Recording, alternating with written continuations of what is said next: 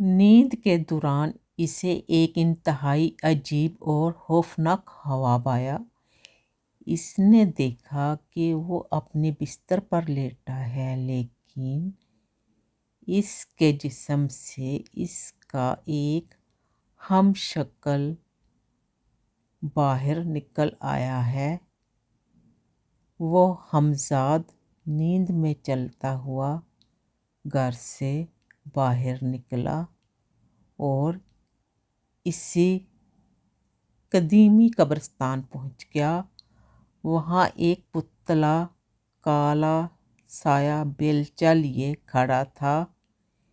اس سائے نے اشارہ کیا اور رحیم خان کے ہمزاد نے قبر کھودی۔ بچے کی میت نکالی اور اسے اٹھا کر اسی کالے پیر کے آستانے پر لے جا کر اس کے قدموں میں رکھ دیا۔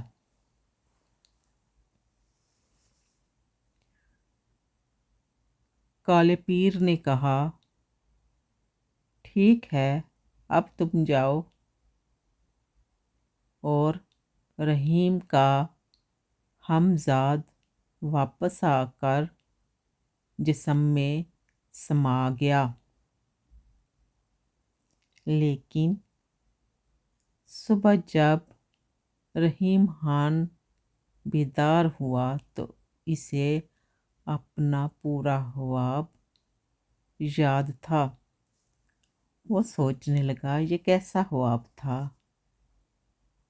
وہ شدید پریشان ہو گیا۔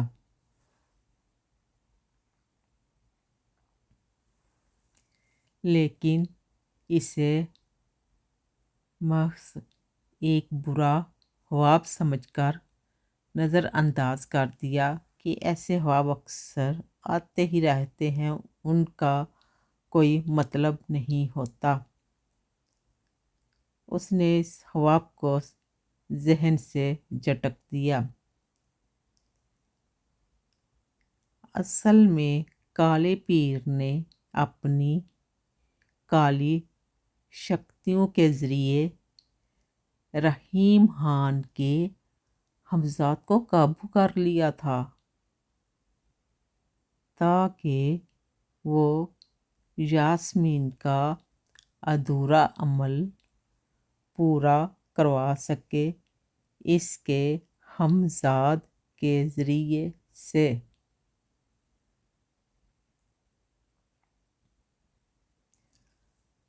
اب ہر جمعرات یہی ہونے لگا۔ رحیم خان نیند میں جا کر قبر کھودتا اور بچے کو قبر سے نکال کر کالے پیر کو لا کر دیتا۔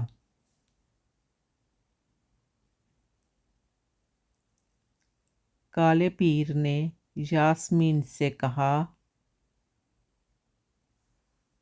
اب بچہ یہاں آستانے پر آ گیا ہے، اب تم یہ کرو کہ کمرے میں جا کر یہ عمل کرو اور اس مردہ بچے کے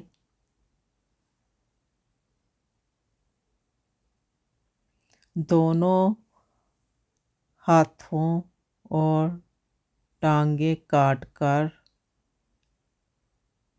ایک چھاپر میں ڈال لو اور اسے گھر لے جاؤ۔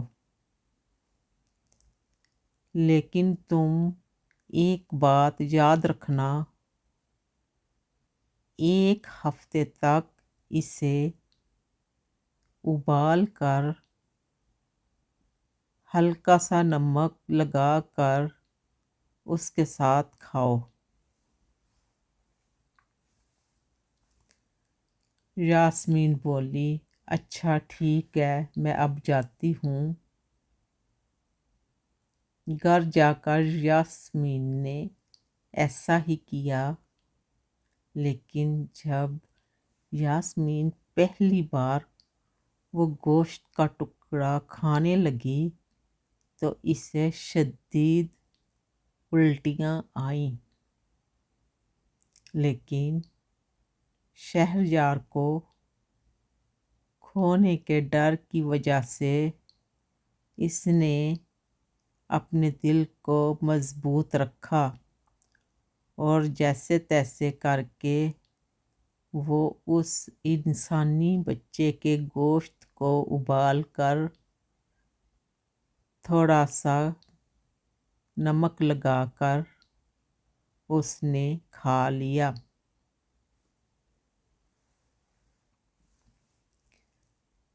شہریار ان دنوں بزنس کے سلسلے میں ملک سے باہر تھا، اس لیے یاسمین راتوں کو گھر میں بھی دیر سے آتی تھی۔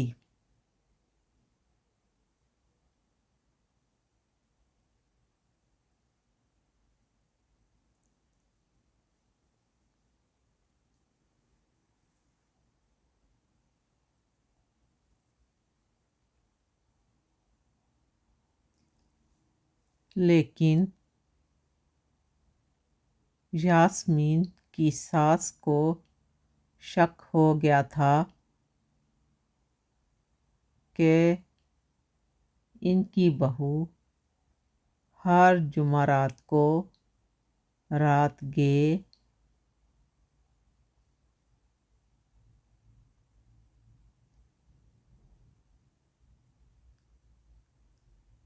گھر میں دیر سے آتی ہے اور موٹے شاپنگ بیگز لے کر آتی ہے۔ نہ جانے ان شاپنگ بیگز میں وہ کیا لے کر آتی ہے۔ اس کی ساس کو بہت زیادہ شک ہو چکا تھا، لیکن وہ کسی موقع کی تلاش میں تھی کہ بہو کہیں آگے پیچھے ہو تو وہ سارا کچھ چیک کرے۔ آخرکار ایک دن یاسمین گھر میں نہیں تھی تو ساس کو موقع مل گیا۔ وہ چپکے سے کچن میں داخل ہوئی۔ کچن سے عجیب سی بدبو آ رہی تھی، ناقابل برداشت۔ ساس نے سوچا کہ مجھے یاسمین کا پیچھا کرنا چاہیے، لیکن وہ نماز پڑھنے بیٹھیں تو یاسمین چپکے سے نکل گئی۔ رات کو جب یاسمین واپس آئی تو اس کی ساس گھر کی ایک سائڈ پہ چھپ کر دیکھ رہی تھی، جہاں سے وہ یاسمین کو دیکھ سکتی تھی، لیکن کوئی باہر سے آنے والا اس کو کبھی بھی نہیں دیکھ سکتا تھا۔ یاسمین جب گھر میں داخل ہوئی تو وہ چپکے سے اپنے کمرے میں چلی گئی اور دروازہ اندر سے بند کرنا شاید وہ بھول گئی۔ ساس جو گھر کے ایک اندھیرے کونے میں کھڑی تھی، وہ آہستہ آہستہ دبے قدموں جا کر جیسے ہی ہلکا سا دروازہ کھولا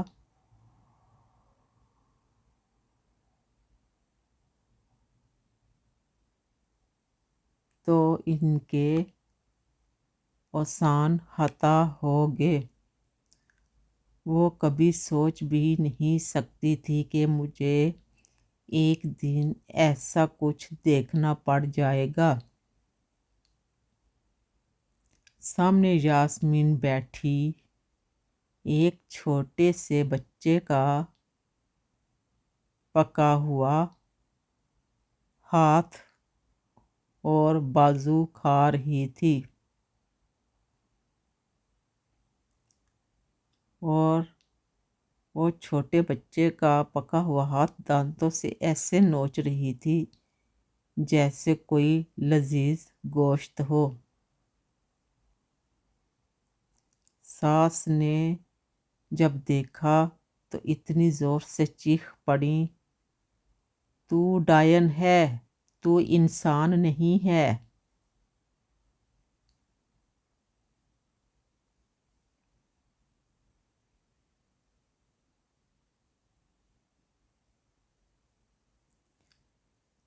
تو انسان نہیں، ڈائن ہے۔ میرا بیٹا ایک آدم حور بیوی کے ساتھ رہ رہا ہے جو ایک چھوٹے انسانی بچے کا گوشت بیٹھی کھا رہی ہے۔ مجھے کیا پتا تھا میرا بیٹا ایک آدم حور بیوی کے ساتھ رہتا ہے۔ میں صبح ہی دیکھتی ہوں، شہریار کو سارا کچھ بتا دوں گی۔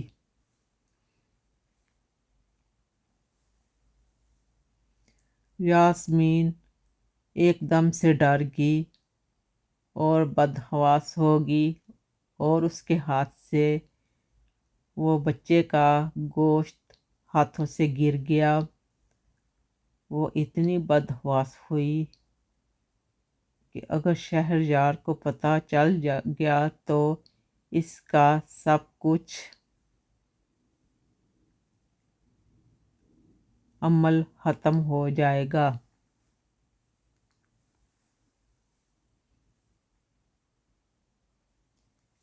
اس نے وہیں سے موٹا سا پلاسٹک کا شاپر اٹھایا جس میں وہ بچے کا گوشت چھپا کر لے کر اپنے کمرے میں آ گئی تھی۔ اس نے وہی شاپنگ بیگ اٹھایا اور اپنی ساس کے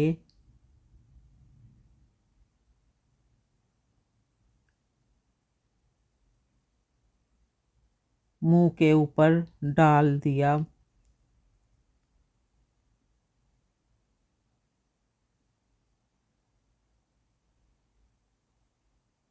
اس نے وہی شاپنگ بیگ ساس کے منہ پر چڑھا کر پیچھے سے گردن دبوچ لی اور شاپر کو اتنا زور سے کس کے باندھ دیا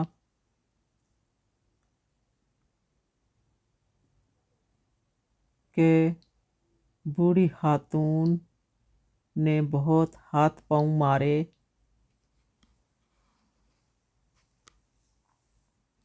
لیکن